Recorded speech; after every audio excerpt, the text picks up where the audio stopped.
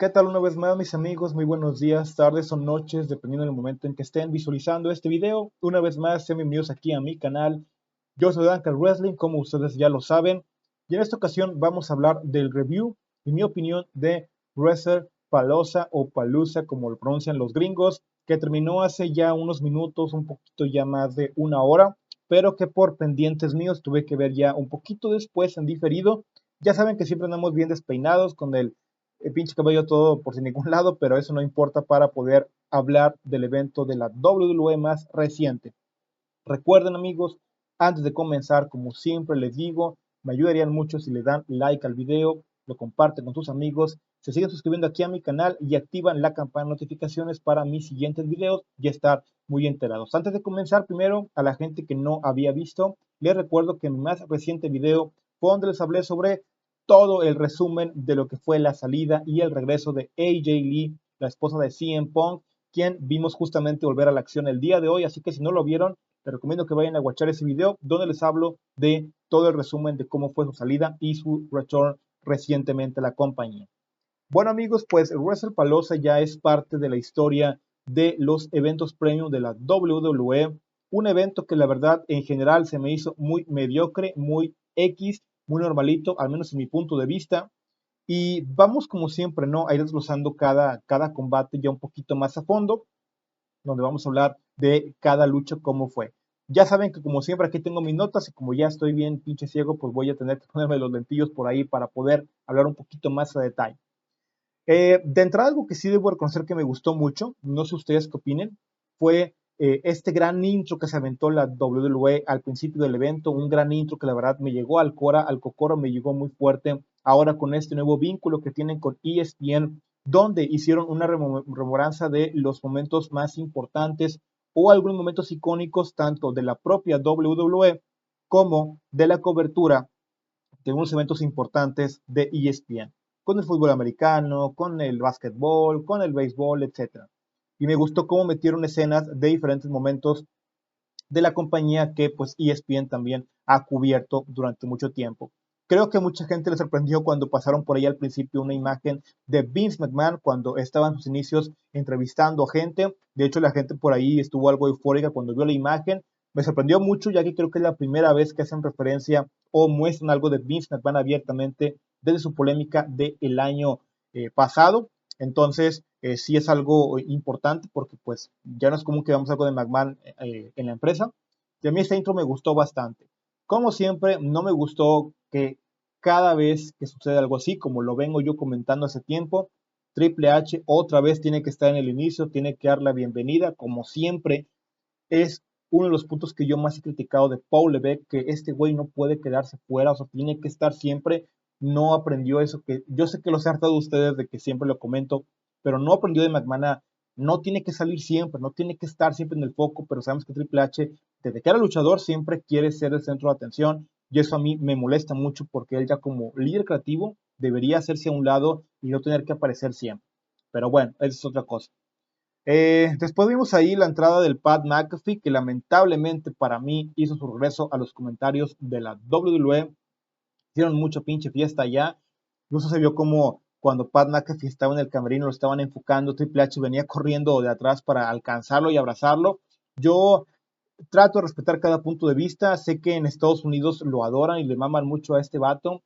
Sé que muchos latinos nos zurra este vato, o sea, de plano, no sé qué le ven allá, o sea, no es buen comentarista, dice muchas payasadas, da mucho cringe, la verdad, no da risa. Yo, la verdad es que desde hace mucho tiempo, antes de que la gente se diera cuenta, a mí no me gusta el estilo de él. Y veo que aquí en Latinoamérica muchos estamos en contra de su estilo, pero allá en Estados Unidos lo aman, les encanta este güey, entonces nada más quería comentarlo porque a mí sí me dio tristeza de que otra vez hay que chutarnos al Pat McAfee una vez más. Luego ya hablando del card, el opener fue la lucha entre John Cena y Brock Lesnar. John Cena entró con unos niños por ahí, o sea, unos niños lo estaban acompañando con esta playera amarilla. Estuvo padre esa entrada, pues a final de cuentas esta generación de niños ya no es la que creció con John Cena, pero que algunos pequeños estuvieran ahora con él, pues creo que está interesantón.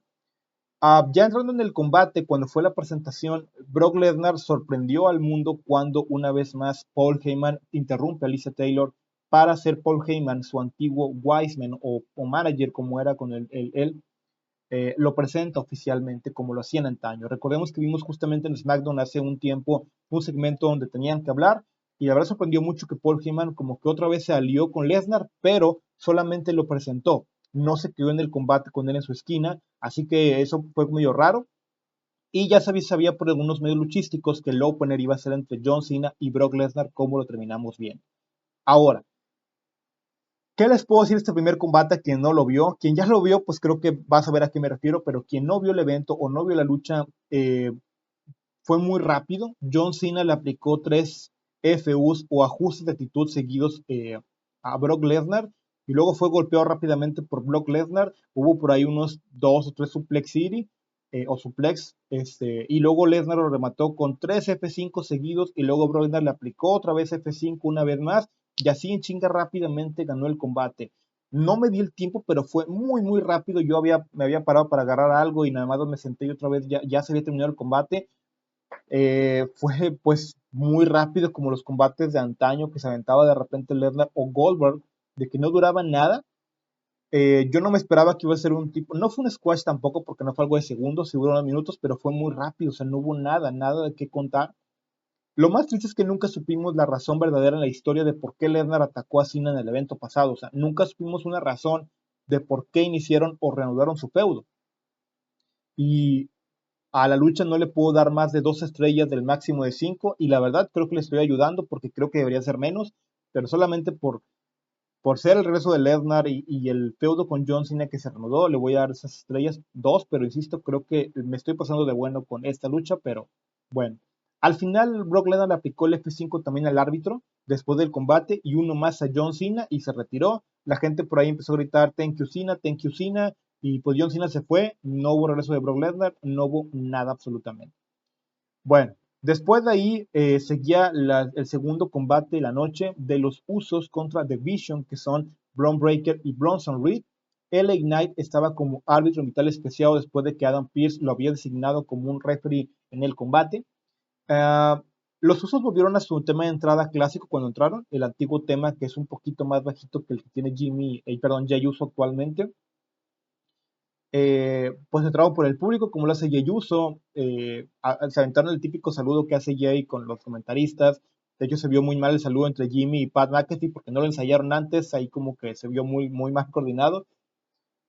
Cuando ya estaba el combate, LA Knight por ahí impidió que los rudos usaran una silla en un momento dado, pero ignoró cuando los técnicos la utilizaron contra los malos, así que ya veías que LA Knight, por su papel de babyface, iba a estar más inclinada con la balanza hacia los Usos. Un punto destacado por ahí, o lo más relevante, fue que Jimmy Uso de repente se aventó sobre los rudos de la esquina de la tercera cuerda hacia afuera. Bronson Reed le dio un silletazo después a Jimmy Uso por ahí. También, por alguna razón, LA Knight permitía que usaran las sillas, porque según yo era un tag team match normal, no era una lucha no holds barred o sin descalificación. Breaker de repente se tropezó por ahí cuando quiso atacar a Jey Uso en un esquinero. Se vio como que muy, muy cagado eso. En otro spot también, cuando Bronson quiso atacar, no me acuerdo cuál de los Usos, se quita y se golpea con la silla que estaba pues en el esquinero en su cabeza. Reed hizo incluso un salto invertido sobre Jimmy, pero Jimmy Uso se quitó, por lo tanto, pues Bronson Reed se aventó todo el golpe y el madrazo sobre su cuerpo. Hubo también una gran tijereta o tipo pinzas que aplicó Breaker muy bien sobre Jey Uso desde la tercera cuerda cuando estaban sentados en un esquinero. La verdad es que Bron Breakker lucía muy fuerte porque de hecho después aguantó un Frog Splash de parte de Jey Uso por sí mismo sin que Bronson Reed tuviera que llegar a cortar la cobertura y fue el conteo muy rápido, por lo tanto el hecho de que se quitara Breakker rápidamente pues lo hizo lucir la verdad muy muy bien. Breakker y Jey Uso aplicaron sus lanzas mutuamente. Después más adelante Jey Uso se aventó sobre Bronson Reed, pero LA Knight estaba ahí y empezó a discutir por pensar que iba también sobre él, cuando Jay le aplicó el Suicide Dive hacia afuera a Reed y como que empezaron a discutir LA Knight y Jey Uso sobre eso. De hecho, Jay también casi le da un silletazo por accidente a LA Knight y como que se empezó a crear un poco de tensión. Jay empezó a sangrar en la parte ya final de la lucha de la cabeza de la cara. Ni siquiera me di cuenta con qué golpe fue que se abrió por ahí. y Breaker también le aplicó una lanza un poquito más adelante a los dos gemelos sobre una esquina en una mesa que habían colocado previamente, que insisto, no sé por qué permitían, o el Knight permitía, o en el combate se permitió que podían usar cosas y según yo no se debía, pero bueno, ya al final Bronson Reed le hizo su tsunami a Jey Uso y lo cubre ganando el combate oficialmente, por lo que The Vision se llevan la victoria. Y a mí me encantó que Bronson Reed ganara así porque derrotó a un ex campeón mundial como Jey Uso. Por lo tanto, eso lo puede solidificar más por el tipo de victoria que se lleva en el conteo de tres. La lucha realmente no fue la gran cosa y yo la voy a calificar con 2.4 estrellas del máximo posible. Después venía el tercer combate de la velada, que era la lucha por el campeonato mundial femenino vacante que había dejado Naomi después de que se confirmó lo de su embarazo hace ya algunas semanas. Era Io Sky contra Stephanie Baker y creo que cualquiera que sabe de lucha libre sabía que podía esperar un buen combate de estas dos por la calidad que las dos tienen. Sabían que estas dos podían no excepcionar y poner una cátedra de lucha. Primero quiero decir que la verdad la lucha empezó muy bien como se esperaba. Hubo llaves, hubo contrallaveo, había mucho atletismo, había entusiasmo, había rapidez, había agilidad. En cierto momento por ahí Illo le dio un golpe un poco fuerte en la zona del busto a Baker y se vio que Baker sí le dolió un chingo porque se aventó un gritillo por ahí muy real. Hubo un muy buen contrallaveo entre las dos. Illo le aplicó una quebradora en la espalda con la rodilla muy buena a Stephanie Baker. Illo Sky hizo un tope suicida sobre Stephanie también más adelante. Luego Stephanie más adelante se desquitó con un rodillazo en el pecho de Illo sobre el filo del ring y se lanzó sobre Illo Sky desde dentro del ring, apoyándose en la tercera cuerda hacia fuera sobre la japonesa, que también se dio el spot muy bueno. Illo, como siempre, lo ha demostrado este último año, sacándole un gran combate a todo mundo. Claro, Stephanie Baker es muy buena, pero la verdad es que Illo Sky hace un gran trabajo haciendo lucir muy bien a Baker. La hacía lucir realmente muy bien. Y hay que pedirle eso a la japonesa. Cuando Illo Sky también quiso hacer un salto invertido, Stephanie levantó las rodillas y le lastimó la parte del abdomen a la japonesa. Illo también vendía por ahí muy bien su lesión en las rodillas o en ambas piernas después de que Baker a las dos piernas les había aplicado pues una torcedura aparente. Ya casi en la parte del clímax final, Illo se quitó las dos rodilleras para impactar con sus rodillas directamente y por ende más fuerte el impacto a la chilena. Y después Illo le hizo un salto invertido más a Stephanie Baker, pero la chilena se quitó. Por lo tanto, Illo Sky estaba ya muy madreada. Baker hizo su propio salto invertido como estilo tornillo con un giro y así derrota a Illo Sky para convertirse por primera vez en su carrera en campeona mundial en la WWE, obviamente quitando su paso de NXT. La verdad es que el combate fue muy bueno, no me decepcionaron para nada, yo me esperaba una lucha muy buena de estas dos y la verdad es que así lo fue. Creo que ambas se lucieron bastante y yo le insisto, me quito el sombrero con Io Sky porque esta morra cómo hace lucir bien a cada oponente. Yo a este combate la voy a calificar con 3.8 estrellas del máximo de 5 posibles. Ya al final, Io Sky felicita a Stephanie Baker, se abrazan. Recordemos que ambas pues, son babyface, son técnicas. Y Stephanie Baker, la primera, celebra con su papá con un abrazo. Y me da mucho gusto por Baker porque creo que se lo merece. Se había pasado un poquito esta victoria después de lo que pasó con Naomi, pero empieza oficialmente la era de la primera en Monday Night Raw, así que habrá a ver qué tal es su reinado y la calidad de luchas que puede poner esta morra con sus siguientes contrincantes. Después venía el cuarto combate de la noche que me sorprendió porque fue la lucha en parejas mixta entre esposos. Seth freaking Rollins y Becky Lynch contra CM Punk y AJ Lee. Yo pensaba que esta lucha iba a ser el main event. Yo pensaba que esta lucha iba a cerrar la noche por el impacto mediático. Recordemos que la WWE siempre mide sus eventos estelares del evento por la historia más importante, no tanto por el combate a fuerza que se va a robar la noche, sino por el que tiene la mejor historia o el que está causando un impacto mediático. Y el hecho de que AJ Lee volviera tras 10 años al ring, yo pensaba que iba a cerrar la noche, pero no fue así. Entonces, hablando del combate, primero Becky Lynch y Seth Rollins entraron juntos, ambos con una parte de su canción, un poquito, primero la de Rollins y luego la de Becky Lynch. Me sorprende mucho que AJ Lee tenga la capacidad de interpretar tan bien su personaje de la misma forma que lo hacía cuando estaba como luchadora activa hace 10 años. Esta morra pareciera que el tiempo no solamente no le pasó físicamente, sino que no pasó en su forma de pensar porque lo interpreta con la misma forma, intensidad, como si lo hubiera hecho hace una semana y eso no es sencillo. así que yo también le aplaudo eso a AJ Lee. Eh, Primero, quienes empezaron la acción fueron CM Punk y Seth Rollins, luego de varios juegos mentales de los rudos, donde se hacían los relevos uno y otro. Y rápidamente CM Punk, entre los highlights, se lanzó hacia afuera sobre Seth Rollins. En un inicio y la primera parte del combate, la verdad es que la lucha giró en torno a los hombres, con las mujeres fuera esperando el relevo, siendo Seth Rollins el más dominante de los dos. La verdad se vio más fuerte contra CM Punk en la primera parte del combate. Más adelante, en un momento dado, AJ finalmente pudo obtener el relevo de CM Punk, pero el árbitro no la vio. Por lo tanto, no se hizo oficial, aunque sí era legal, y AJ tuvo que volver al esquinero. En un momento dado más adelante, Seth Rollins también cargó a Becky Lynch como un levantamiento militar para arrojarla sobre CM Punk y así lastimar al Punketo. Pero cuando Rollins finalmente lo aventó sobre Punk, Punk se quitó y Lynch cae a la lona, por lo tanto se lastima por la parte del abdomen. Luego, más adelante, ya después, hubo otro momento en el que finalmente le daría el relevo CM Punk a su esposa cuando ya estaba cerca de tocarse, pero Becky Lynch por debajo, sin que la viera la gente, la jaló y la quitó desde abajo para quitarla y evitar que se diera el relevo y por lo tanto tuvieran que enfrascarse las mujeres. Rollins también por ahí se burlaba cuando estaba tirada en el ringside de AJ Lee con su típico pasito, ¿no? Así como que saltando. Luego se burló por dentro también con CM Punk, que estaba herido, pero Punk rápidamente de la nada se levanta y le aplica una GTS cuando Seth se seguía burlando todavía de él. Si somos sinceros, sabíamos que la lucha no sería la gran cosa, sabíamos que el combate no iba a ser un combate 5 estrellas ni una lucha legendaria, pero estaba siendo más enfocado el combate en la historia y el entretenimiento, la parte como que fuera algo divertido, algo que detuviera a la gente y sobre todo la lucha psicológica que yo tanto comento, la historia que te contaban en el ring. Finalmente, despuesito de esto, AJ pudo ya entrar contra Becky Lynch luego del relevo. AJ golpeaba tanto a Becky Lynch y a Rollins al mismo tiempo, viéndose rápida, se veía muy ágil y en muy buena forma. Luego entre ella y CM Punk le hicieron una especie de unión y una desnucadora entre los dos a Seth Rollins, pero aventando el cuerpo del campeón mundial pesado contra su esposa Becky Lynch, por lo tanto Lynch pues se madreó más. AJ le aplicó la famosa viuda negra, la Black Widow, a Becky Lynch y Punk le hizo el francotirador o el sharpshooter a Seth Rollins al mismo tiempo. Aquí pensé que el combate podía acabar con ambos técnicos haciendo que los rudos se rindieran, pero la verdad es que el combate siguió cuando Becky Lynch le picó los ojos a CM Punk para cortar la llave de Punk sobre Rollins y después Rollins le quitó a Lynch pues a AJ, pero luego ahí AJ le hizo la viuda negra a Rollins hasta que Lynch también lo salvó nuevamente.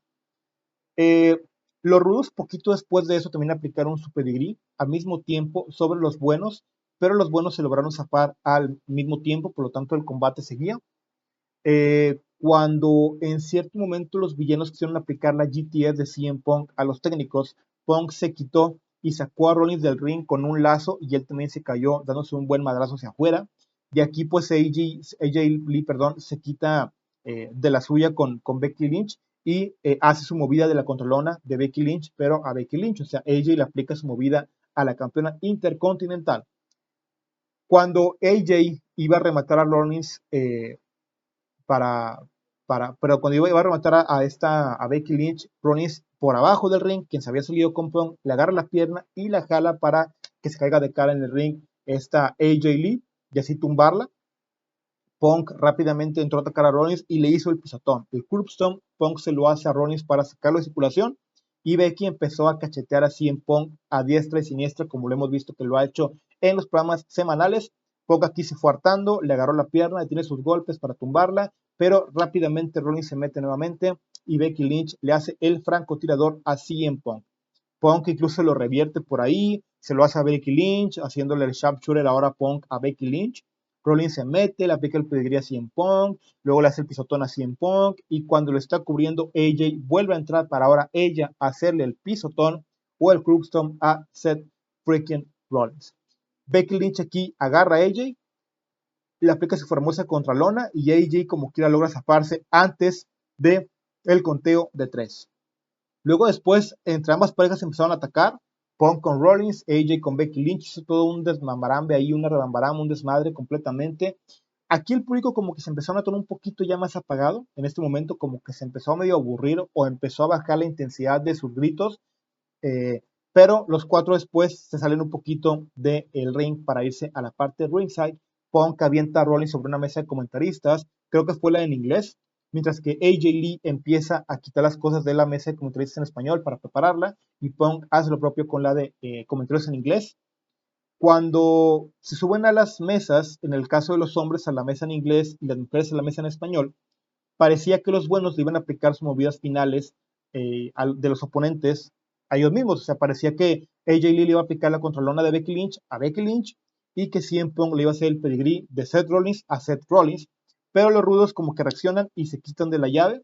Luego parecía que los malos iban a aplicar sus movimientos, parecía que iban a aplicarle la GTS tanto a CM Punk como a AJ Lee, pero luego Becky más bien como que avienta a AJ sobre los hombres hacia la otra mesa de comentaristas, hace que AJ golpee a CM Punk y a Seth Rollins, se caigan los tres y se destruye la mesa de comentaristas en inglés completamente. Ahí Becky, que estaba pues más fuerte que AJ, la agarra, la mete al ring, y cuando Becky le quiso aplicar su controlona, AJ lo revierte para aplicarle la viuda negra otra vez, una vez más, y así hacer que Becky Lynch se rinda. ¿Qué les puedo decir? Fue todo un desmadre la lucha, que creo que empezó medio lenta, medio aburridona, luego se prendió, luego se volvió a bajar, luego se volvió a prender, y yo creo que hacía mucho tiempo que no involucraban tanto a hombres y mujeres como en esta lucha, pero me refiero pegándose. O sea, creo que hacía mucho tiempo que no hacían que una lucha de parejas mixta fuera donde un hombre también golpeaba o le hacía una llave a una mujer, o una mujer a un hombre, como pasó aquí. Creo que tenía muchos años, un chingo de años que no pasaba eso, así que pues hay que aplaudir esa innovación de mucho tiempo que no hacían, porque sabemos que es muy arriesgado y más en esta era social. Y creo que el combate, como dije, no iba a ser 5 estrellas o el mejor combate técnico, pero sabíamos que iba a poder cumplir con retener al público y más que nada contar la historia del regreso de AJ Lee. Eh, Me sorprendió que Becky Lynch se rindiera, porque creo que la hace lucir un poco débil, pero bueno, al final de cuentas no creo que le afecte tanto tomando en cuenta ya su historial y su antecedente y su calidad luchística. Creo que la historia toda te puede dar un poquito más, quizás por los propios títulos de los rudos. Y Becky Lynch interpreta muy bien su personaje rudo, como al final estaba casi casi llorando, quejándose de haber perdido y quitando la cámara cuando la enfocó. En cuanto a calificación, yo le voy a dar 3.3 estrellas de el máximo posible. Luego aquí una pequeña pausa que hubo porque vimos al Undertaker entrar con su tema de American Badass, el tema que últimamente de repente usa por ahí. Imaginé que iba a ser algún tipo de anuncio, y Stephanie McMahon estaba en ringside con Nick Khan desde que empezó el evento. El Undertaker se acerca a Stephanie, pues salta la barricada para salirse del ringside, se sienta con ella, empiezan a platicar y le da el anuncio a Stephanie McMahon de que era un honor avisarle de que Stephanie iba a ser la primera inducida oficialmente al Salón de la Fama del año 2026, el próximo año. Stephanie se ve que se sacó de onda, Stephanie McMahon se sorprendió, empezó a llorar y Undertaker ya la abraza, así que seguramente fue una sorpresa real que Stephanie no sabía. Seguramente Triple H quiso devolverle a su esposa la sorpresa y el regalo, como lo hizo ella hace un año cuando le avisaron a Triple H que lo iban a meter al Hall of Fame. Ahora le tocó a Triple H devolverle el favor a su esposa.